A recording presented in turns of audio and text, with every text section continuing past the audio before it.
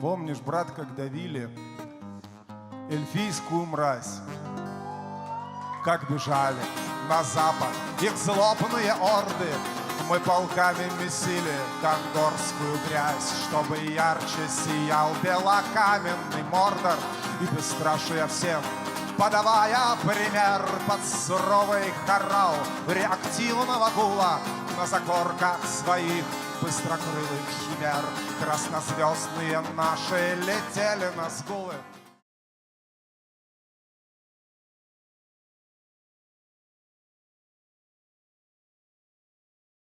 Дароў. Напэўна, у сваіх інтэрнэт-падарожжах вы часта сустракаліся з такім персанажам фэнтэзі, як орк. І часта бачылі, як людзі адзін аднога абзываюць гэтай вялікай зялёнай істоты. Але, калі вы з'яўляецесь жыхаром лічбавай постсавецкай прасторы і актыўна тым больш цікавіцеся палітыкай, я вас, напэўна, не здзіўлю фактам таго, што асабліва ганарлівыя ваяры-праўдарубы самі сябе ганарліва клічуць оркамі. Тым самым гісторыя, што дзеецца на нашых вачах, літаральна інверсуе класічныя фэнтэзійныя наратывы. Оркі ў Рукхае гоняць ненавісных акупантаў са сваіх земляў. Ну ладно, можа не заўсёды оркі Сарумана вызваляюць сусвет. Вось, глядзіш, паслядоўнікі Траула адваёўваюць Калімдор. Ну, прынамсі, вархамераўскі вах не апынуўся новым орачым зовам. Хаця пачакаць. Так ці інакш, мы бачым, што блізкая ад нас вайна пачынае пераасэнсоўвацца так, быццам то не вайна, а чарговая ларп-сходка аматараў кампухтерных гульняў. І больш за тое, мы, як людзі, што жывуць у эпоху трансмедыяльных постмадэрнічных наратываў, успрымаем усё гэта як норму. Але ж так не заўсёды ж было. Так. Тут, прынамсі, мы паспрабуем распавесці вам тое, як орк стаў звыклым госцем у сур'ёзных наратываў, што датычаць вайны ва ўсходняй Еўропе. З вамі я, Сашка Смоўш, і тут мы распавядаем пра відэагульні, рэлігію і соцыум. Не пераключайцеся.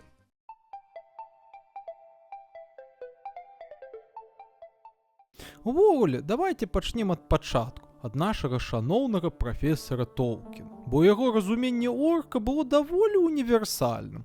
Калі браць цалкам яго легендарыум і адкінуць увесь пафас, характэрны для гэтага сусвету, мы можам вывесці вельмі простую формулу. Орк — гэта істота, пазбаўленая суб'ектыўнасці, бо зло замяняе гэтую волю сабой. Усё астатняе, агрэсіўны, знешне непрыемны выгляд і гэтак далей, з'яўляюцца наступствамі гэтай падмены ўласнай волі воляю зла. У некаторай ступені быццё орка можна параўнаць з быццём грэшніка ў блізкім мне праваслаўі.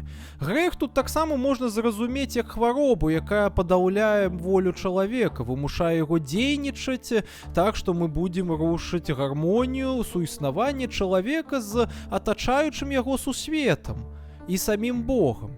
На больш пафаснай тэалагічнай мове руйнаваць сінергію. Такі універсалізм паняцця орк дазваляе яго юзаць дастаткова шырока, хаця сам Толкін быў супраць таго, каб яго творы інтэрпрэтаваліся ў дачыненні да той гісторыі, сведкам якой ён сам быў непасрэдна, а менавіта другой сусветнай вайны, кажучы, што ён не мысліць алегорыямі. Прафесар толькі аднойчы асудзіў тых людзей, хто сцябаўся над лёсам нямецкага мірняка ў часы той вайны, і ён назваў гэтых людзей орачым натоўпам. Гістарычныя алегорыі легендарыума Толкіна з палітычным кліматам сярэдзіны 20-го стагоддзя здаваліся недарэчнымі і ў спецыялістычнай навуковай літаратуры. Але, калі быць шчырымі, каго ўвогуле цікавіць тое, што сапраўды меў на ўвазе аўтар, акрамя супных вучоных ды і крынжовых ралевікоў. Бо мы жывем у часы постмадэрна, калі аўтар помер, і існуе толькі наша ўласнае прачытанне тэкста.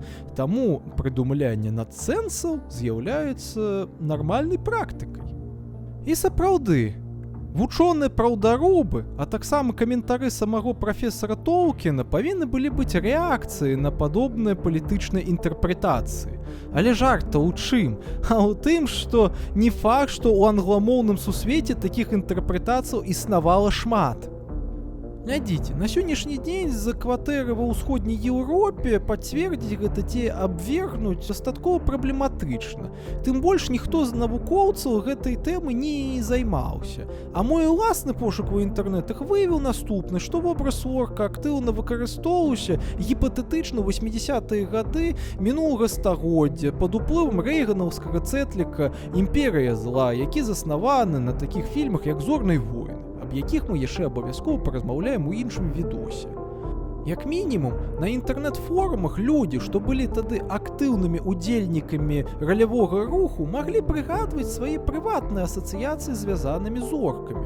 Як максімум існавала настолка «Price of Freedom», у роўбуцы якой літаральна змяшчаўся прызыў ставіцца да гульні, быццам гэта ўладар пярсцёнкаў сустрэўся з Вільямом Баклі, што сведчыць як мінімум аб актуальнасці гумарлівых асацыяцый у субкультуры ралевікоў. То бок мы маем дастаткова неадназначную сітуацыю. Паралелі, як мы бачым, існавалі, але ў вельмі малой колькасці. І, верагодна, яны былі сфармаваны пад уплывам амерыканскай прапаганды, якая ў тыя часы карысталася іншым універсальным цэтлікам, заснаваным на іншай франшызе. І такія асацыяцыі не былі характэрнымі для большасці сярод гэтых самых ралевікоў. Вы мяне запытаецеся, а чаму так? Адкажу, ралевікі самі па сябе даволі эскапісцкая субкультура, якая ў заходнім сусвеце хутчэй збягала ад палітыкі і яе вайсковага антаганізму, нейкіх неразумелых ідэалогіяў. Ралявыя гульні, заснаваныя на ідэях Толкіна, давалі больш разумелую сістэму каардынатаў, існаванне ў якой магічным чынам натхняла людзей больш, чым чарговыя канфлікты капіталістычнага і сацыялістычнага сусветаў. Пры ўсім гэтым магічнае кола сусвета ралевікоў, а якім мы яшчэ абавязкова з вамі паразмаўляем, таму падпісвайцеся, каб не прапусціць, не было шчыльным. І таму ідэі нашага сусвету мадэрна, вельмі сумнага, траплялі ў гэты магічны сусвет ралевікоў і нараджалі вельмі цікавыя, але рэдкія міксы. Больш за тое, ёсць і іншы аргумент. Візуальны. Першая адзіная спроба Толкіна выкарыстаць у палітычнай прапагандзе ЗША была ў 2003 годзе. Тады рэжым Саддам Хусейна быў названы Мордарам. Але пасля гэтага цэтлік ніколі нідзе не выкарыстоўваўся. Чаму аргумент называецца візуальным? Адказ вельмі просты. Пітер Джексон і яго фільмы. Як калісьці «Зорныя войны» сталі трыггерам для з'яўлення імперыі зла, так і экранізацыя гэтага рэжысёра, што пераўзыходзіў усіх сваіх папярэднікаў і зрабіў Толкіна сапраўды масавай культуры праз трансмедыялізацыю наратыва, стала трыггерам гэтай няўдалай спробы. Аднак, чаму Мордар у адрозненне ад імперыі зла ў палітычнай камунікацыі не прыжыўся, дастаткова добрае пытанне, бо ён на самой-то справе прыжыўся, але толькі не на захадзе, а ў былым сэрцы сацыялістычнага сусвету.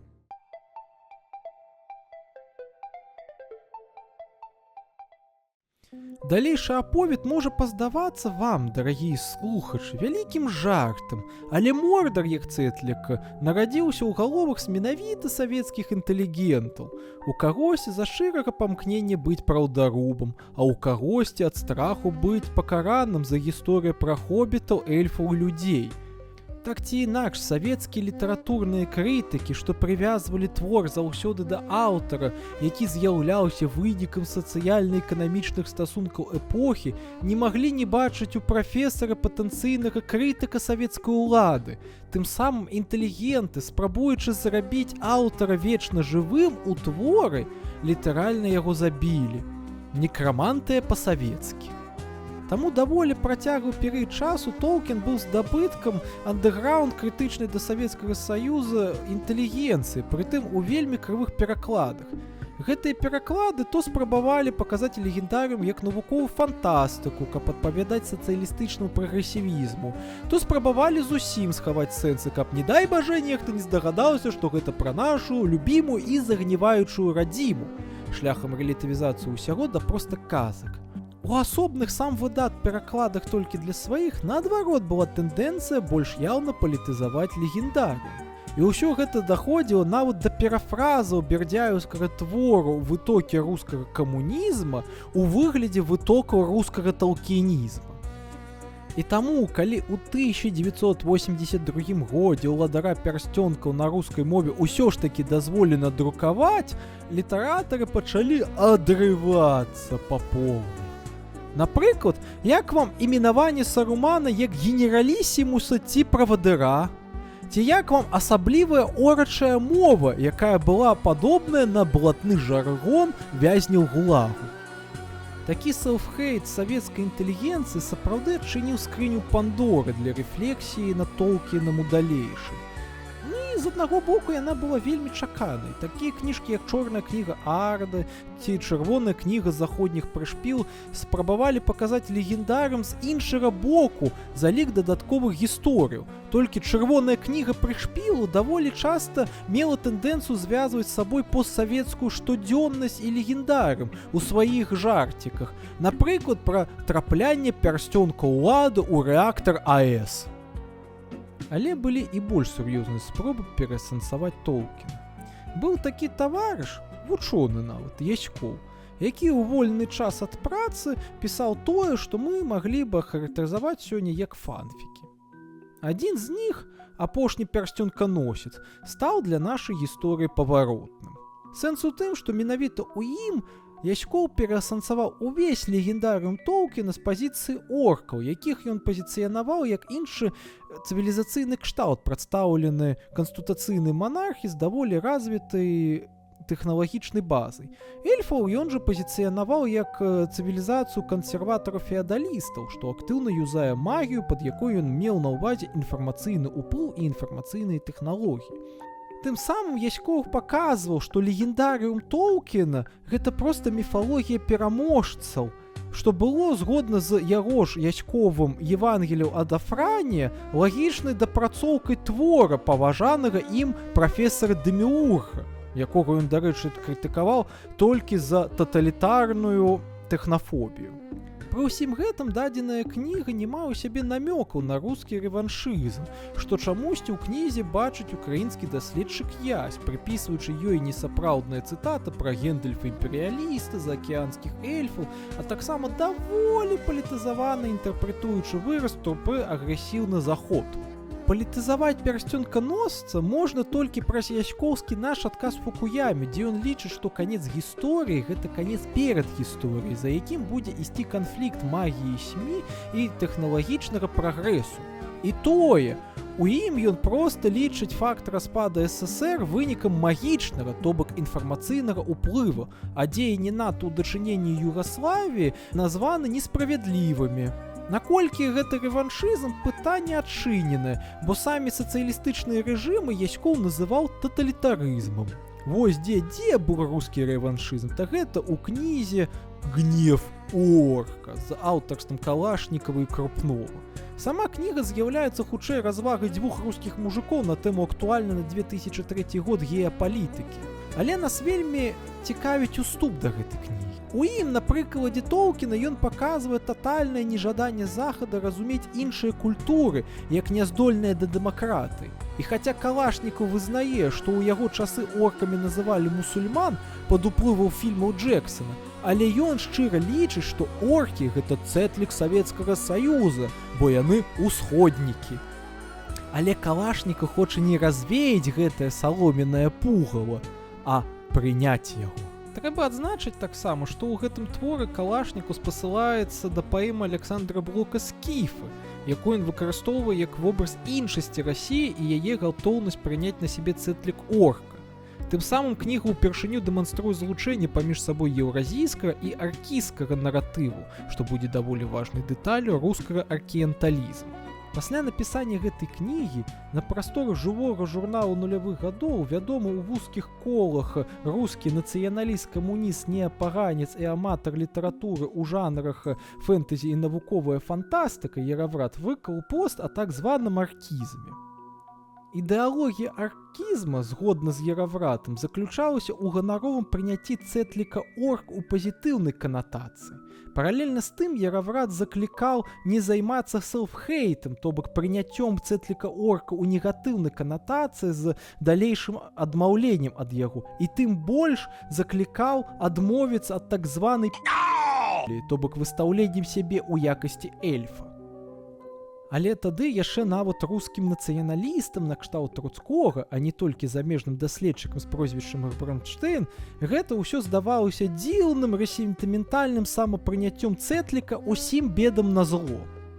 Прытым з'ява гэтая была збольшага характэрна для аматараў савецкай улады і сталіншчыны, якія бліжэй да канца дзесяцігоддзя пачалі актыўна пісаць пападанскія фанфікі, як, напрыклад, рота яго велічы за аўтарам Драздова. Кніга Драздова апавядае нам аб тым, як эльфы і белагвардзейцы заснавалі новую Расію, што актыўна ваявала супраць оркаў-камуністаў з так званага Саюза аб'яднаных плямёнаў. Вайна гэтая скончылася нічым, і оркі-камуністы абмежаваліся ад эльфаў і белякоў, пачаўшы будаваць сталінісцкі камунізм у асобна ўзятым Мордар. Праўда, варта дадаць, што пасля гэтага пачалася чарговая вайнушка. Але гэты канфлікт скончыўся ўжо прымірэннем эльфаў новай Расіі і оркаў Саюза, следствам чаго было стварэнне новай дзяржавы, Саюза дзяржаваў новага сусвету. Краіна супярэчнасці ў нейкім сэнсе сімвалізуе мару сумуючых па рускай велічы людзей, а менавіта аб'яднанне белых і чырвоных, правых і левых пад адзінай ідэяй дзяржавы цывілізацыі. Алегорыя на такое яднанне з'яўляецца шлюб прадстаўнікоў гэтых дзвюх супрацьлеглых расаў. Цікавай таксама з'яўляецца кніжка Шкінёва «Чорны ўладар», дзе Сталін прадстаўляецца нам Сауроном. Праўда, трэба адзначыць, што Сталін як Саурон – гэта вобраз вокладкі. Па зместу самой кнігі душа невядомага мужчыны, якім па ўскосным адметкам з'яўляецца Сталін, трапляе проста ў цела перараджаючагася ўладара Радэні і праводзіць у краю злыдняў бліскучыя рэформы, тым самым ствараючы і ў новым сусвеце звыш дзяржаву, а сам апынаючыся цёмным уладаром, ці калі больш дакладна чырвоным. Як мінімум на здзіўленне з гэтага камуністычнага рэваншызму ўплываў і тое, што ў гэтыя часы жарты пра Маскву Мордар пачалі актыўна з'яўляцца і форсіцца інтэрнэт-юзерамі. Нават самімі левымі. Гоблін Пучкоў яшчэ ў 2008 годзе параўноўваў Маскву з Барадурам, хаця паралельна з гэтым апублікаваў мапу, дзе ўсе краіны былога АВД пазначаны як Мордар. І гэтыя жарты пра Маскву Мордар былі настолькі папулярнымі, што імі карысталіся нават святары РПЦ, як Стэфан Ваніян. Але з гэтымі жартамі быў і рэзанансны выпадак. У 2014 годзе руская праваслаўная царква выступіла супраць усталявання вока Саурона на будынку Масква-Сіці з нагоды выхада трэцяй часткі «Хоббіта», што можа сведчыць аб тым, што хаця жарты існавалі, але самаідэнтыфікоўваць сябе з Мордарам, акрамя расійскіх адыёзных камуністаў, яшчэ ніхто не збіраўся, асабліва прадстаўнікі афіцыйнай улады і рускія нацыяналісты. Нежаданне уладаў цапляць на сябе такі цэтлік таксама даволі проста зразумець. У нулявыя гады расійская ліберальная апазіцыя, пачынаючы ад Бяршыцкага, пачала актыўна выкарыстоўваць цэтлік Мордар супраць адзінай Расіі і Владзіміра Пуціна, што з'яўлялася натуральным развіццём першапачатковых жартаў пра Маскву. Гэтыя ж палітычныя цэтлікі давольна хутка мігравалі і ў асяроддзе украінскіх нацыяналістаў, дзе абмежавана выкарыстоўваліся ў дачыненні да Расіі з 2008 года, моманта расійска-грузінскага канфлікту. І над гэтым усім ганарова лунае мною паважаемы Віктор Пелевін, што выдаў у 2011 годзе «СНАФ». Кніга цікавая тым, што яна паказвае дзяржаву оркаў ці уркаў, оркаінскі каганат, як суб'екты, дэгенератыўная адстала ідэнтычнасць якога падтрымліваецца штучнай дзяржавай пад назвай Бік-Бізантынум, прадстаўнікі якога для стварэння набываемага і рэлігійна спажываемага інфармацыйнага кантэнта СНАФов, то бок, распальваюць у каганаце вайсковыя канфлікты, падтрымліваючы тым самым сваё бясклопатнае існаванне ў 3D-сімуляцыі, якая, урэшце рэшт, ламаецца. Гэты твор шыкоўны тым, што з аднаго боку рускія нацыяналісты ўспрымаюць яго як аповед аб штучнасці ўкраінскай ідэнтычнасці, а з іншага боку расійскія лібералы інтэрпрэтуюць яго як крытыку самой Расіі ў дзвюх постасцях: звычайнае насельніцтва сярэдняга Сібіру і ўзвышаная багема. Якая з гэтых інтэрпрэтацый з'яўляецца сапраўдай, вырашаць вам, але адзначу, што Пелевін з'яўляецца крытыкам пуцінскай Расіі як геапалітычнага цітушкі. І вось у 2013 годзе з'яўляецца яшчэ адзін шыкоўны твор, які можна разумець як татальны сцёб, а можна разумець як найбольш крышталізаваную версію оркскага рэваншызму. Гаворка ідзе пра тую самую песню Елізарова, оркская, у якой гісторыя 20-го стагоддзя апісаны мовы легендарыума Толкіна, але з пазіцыі саміх оркаў. Оркаў, якія гналі эльфаў на захад і перамагалі, пакуль генсек Сауроныч не п***ся ў вулкан, за чаго Мордар захапілі раханцы, яўрэі і эльфы. А гісторыю перапісаў сіяніст Толкін, тым самым прывёўшы оркскую цывілізацыю да п***ца, пазбавіўшы оркаў оркскай ідэнтычнасці. І я мяркую, гэтая крышталізацыя Елізарова стала базай, на падставе якой і развіваўся вобраз орка вакол украінска-расійскага канфлікта ў далейшым.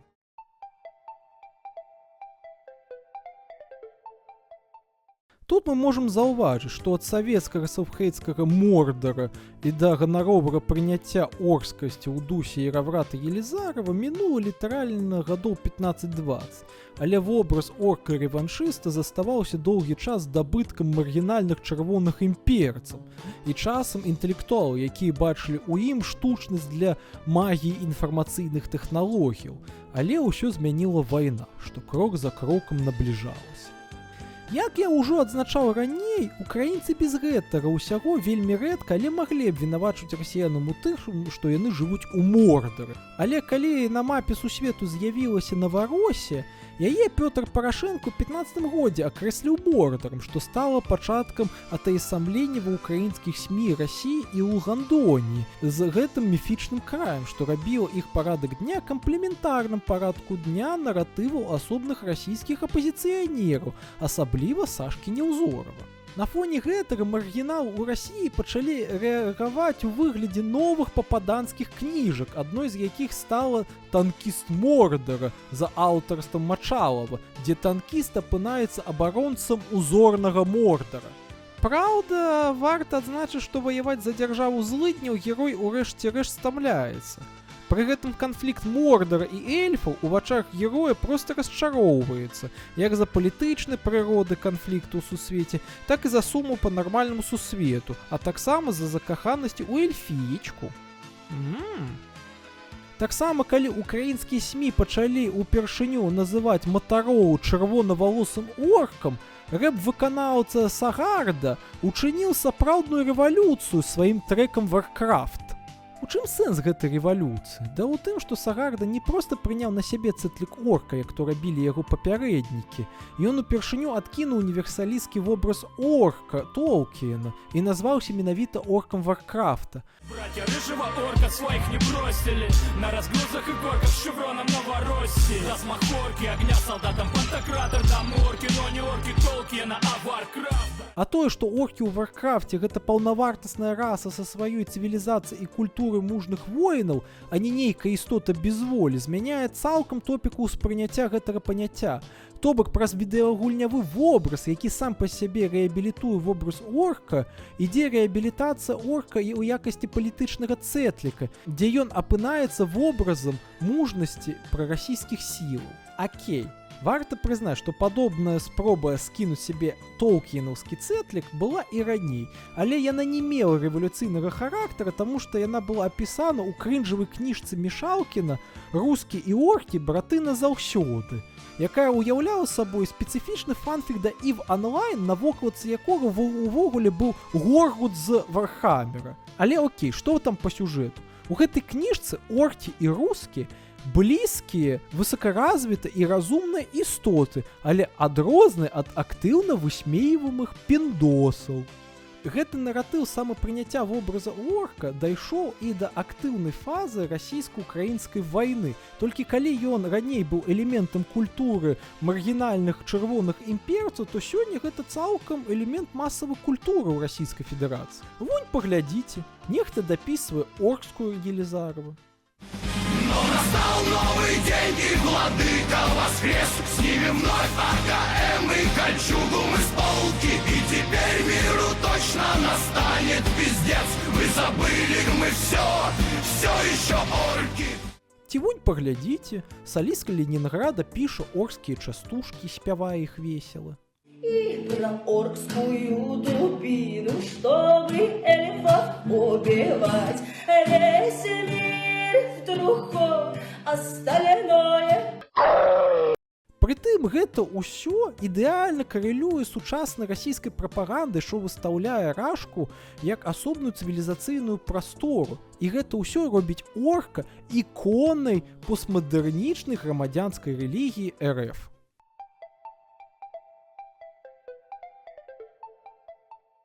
На гэтым пакуль што шлях орка скончваецца. Я спадзяюся, ён развярнецца і пойдзе іншым кірункам. Прынамсі, веру ў гэта я не губляю. Але разам з оркамі шкрочаць і іншыя фігуры фэнтэзі. Эльфы, тролі, ці персанажы вахі, хаасіты, імперцы. Іх шляхі таксама цікавы, і мы абавязкова разбярэм іх, але ўжо ў іншых відэа. А на сёння пакуль усё. Таму ўсім, хто гэты відос даглядзеў, дзякуй вялікі. Буду вельмі рады вашаму лайку, падпісцы, а таксама спрыянню распаўсюду гэтага відэаматэрыялу ў інтэрнэце. Калі захочаце падтрымаць фінансава, каб я змог пакушаць ці неяк палепшыць якасць кантэнту, то прашу па спасылачкам ніжэй. Там вы зможаце абраць для вас зручную форму падтрымкі ад адзінаразавага даната да падпіскі, за якую вы будзеце атрымліваць невялічкія бонусы. І беражыце сябе, даражэнькі, а я папоўз па сваім смаўжыным справам. Да сустрэчы!